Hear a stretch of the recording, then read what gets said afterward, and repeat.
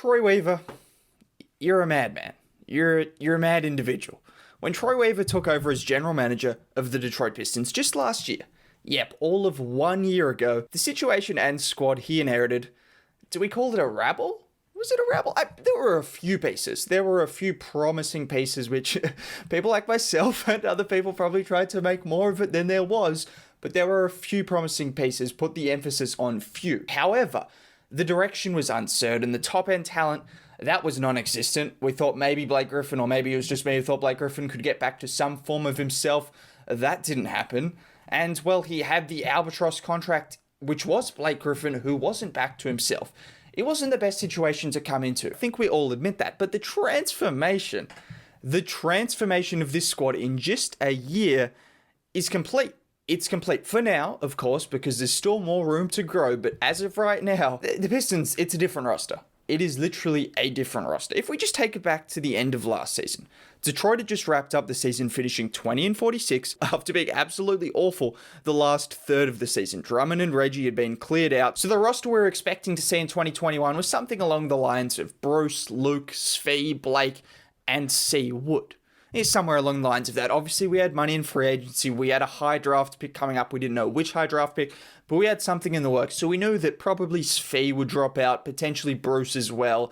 So we didn't think that would be the entire roster, but those five guys we were pretty confident would still be on the team. Seawood would re-sign, all of these things. And then off the bench, you had Sekou and D Rose. Oh, and of course, how could I forget?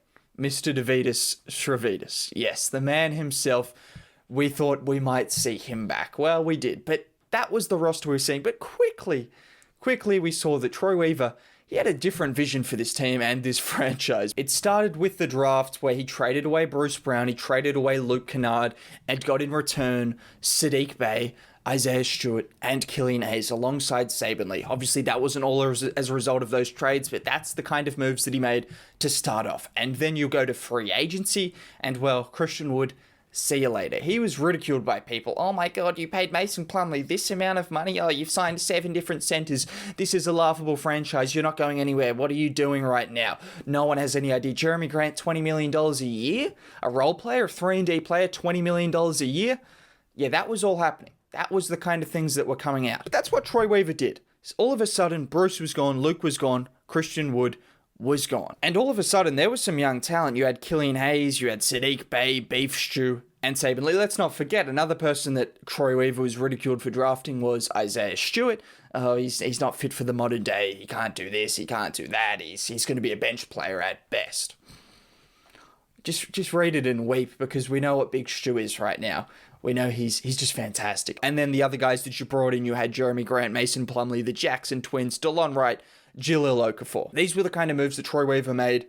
First order of business. Also, shout out to the people that made some nice articles and some nice excerpts about the Pistons. You had John Hollinger, the man himself, who said, "The Grant deal is a maddening coda to a bizarre sequence of transactions. The Pistons could have kept rebuilding with Christian Wood and Luke Kennard, who are both 2 years younger than Grant, kept all their second-round picks and not had to eat $20 million in stretch contracts of dead money players. Detroit has no seconds until 2027, except 2 next year from Toronto and the Lakers, likely to be..." Yeah, you get the point. You get the point. I don't need to go through all of that clown's article. Basically, he said, Troy Weaver, you're an idiot because you should have kept Luke Kennard and Christian Wood. Luke Kennard, who can't get any minutes during the regular season at times for a Clippers team and is now getting paid $16 million and was expected to get paid, so we dodged a bullet right there. And Christian Wood, sure, could have kept Christian Wood. Instead, you opted for Jeremy Grant, who is just a seamless fit into any team, the runner-up most improved player. Oh, what else did we get in return for Luke Kennard? Gave up a few second-round picks, but what did we get back? Saddiq Bey, all-rookie player? 3-and-D wing, already better than Luke Kennard as a player? And that's genuinely a fact. He's already better than Luke Kennard as a player. I think Troy Weaver did all right with those moves, Mr. John Hollinger. So shout out to you for those positive words. But that's what he said. And in regards to the Plumlee move, I think some people still question whether that was the right move. In my opinion, yeah, you had to eat up a second-round pick, a late second-round pick this year to get off of him. At the end of the day, Isaiah Stewart looks like the best center from the draft class so far. Onyeka Okongwu, James Wiseman are guys that look promising as well, but he had the best season, should I say. So he looks promising regardless. If he did a good job of mentoring Isaiah Stewart, that's really all that matters at the end of the day. We don't know for a fact whether he did or not, but I imagine he did. He's a good veteran guy. So to have him come in and do that kind of job, That's really all he needed to serve as a purpose. He just needed to be a body that could go out there and help to lose us some games as well, which I'll get into in just a sec. But before then the rest of the moves were done. Let's not drag it on too much longer. See ya, Blake Griffin.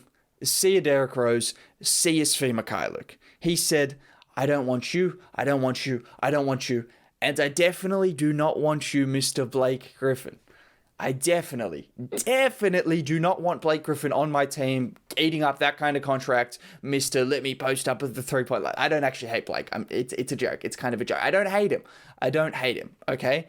But we don't want Blake Griffin. Troy Weaver saw the vision, and those guys were gone. The overhaul of the Detroit Pistons roster was swift and successful. It didn't take much time for Troy Weaver to go from a team that was clearly without a direction and we didn't know where they would be heading to now a team with a direction, with an identity, with a culture that I think is building. Obviously, the identity isn't quite there, but I can see the defensive identity, the athleticism, the work ethic, just the intelligence of this team. You can see it's building. You can see it's building a lot of guys that are selfless and good defensively. And then this was all made better when, well, the tanking that took place at the end of the season turned out to be some of the greatest losses in franchise history.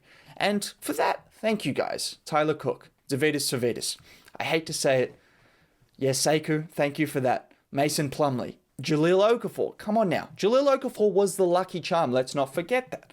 He was the lucky charm. So thank you to all of those guys that their services led to Cade Cunningham. And this pick, Cade Cunningham, just made everything a lot better because it already looked promising. We had two all-rookie players. We had Killian Hayes, who still shows some promise, and I still expect big things out of him. Jeremy Grant was the runner-up most improved player. You had Frank Jackson, Hamidou Diallo showing some promise as well, looking like good signings. All of those things happened, and then, of course, you have Cade Cunningham, who comes in and just puts the cherry on the top of what was a complete transformation, which just left one name left. One final player from the Stefanski era.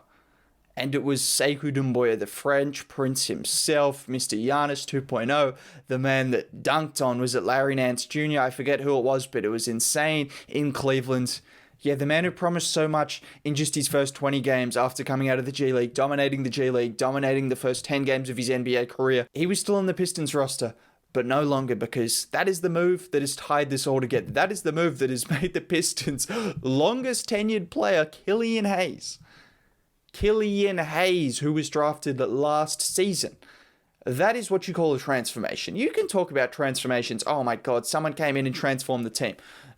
No, Troy Weaver literally said, no, like I said, I don't want you, I don't want you, I don't want any of you. I don't want anything associated with Van Gundy, with Stefanski, nothing. Nothing at all. Even though Stefanski, is he still working with the Pistons? I don't know, but I don't want any associations with any of those players. And Sekou was the last to go for DeAndre Jordan and 4 second-round picks.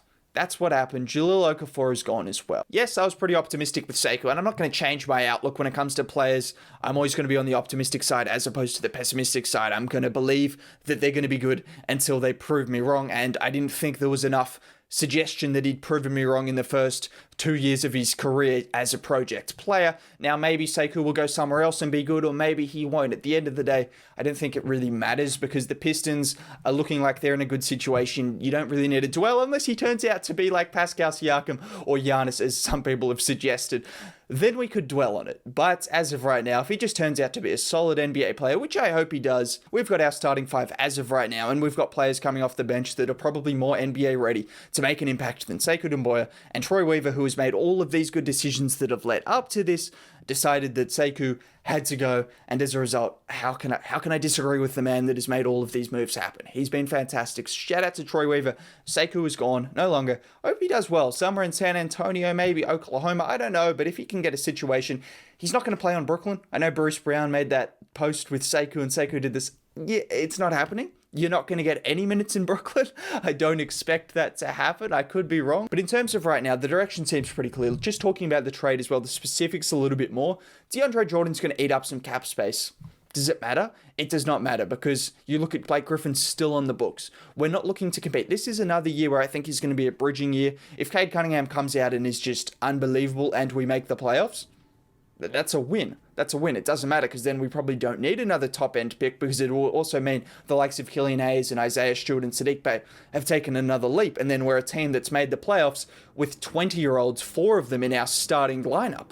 So that would be cool. But if we don't make the playoffs and we get another top pick, it's a win-win situation. You see what I'm saying? So as of right now, we're in a direction where we don't need to push anything further along. Yes, we got in guys like Kelly Olynyk, which are kind of helping us more win now than in the future, but you also need those kind of guys. You need someone to help space the floor with Cade. You need veteran guys on the team. You can't just be all young like Oklahoma City. Well, you can, but that's probably not Troy Weaver's vision. So that's what he's doing. And as of right now, having DeAndre Jordan eat up some salary, having Blake Griffin eat up some salary, heading into 2022, 2023, maybe a reunion with Christian Wood, who knows what could happen, but there'll be a free agency class that will actually be able to have some money and go after some players. And if Cade is the player that he's expected to be, heading into what it'll be year 3 by then all of a sudden we could be a promising destination. That would be the full rebuild done. So this is the last clearing out of the Stefanski, the Stan Van Gundy, any of that era, because it is done now. Sekou Doumbouya is no longer a Detroit Piston.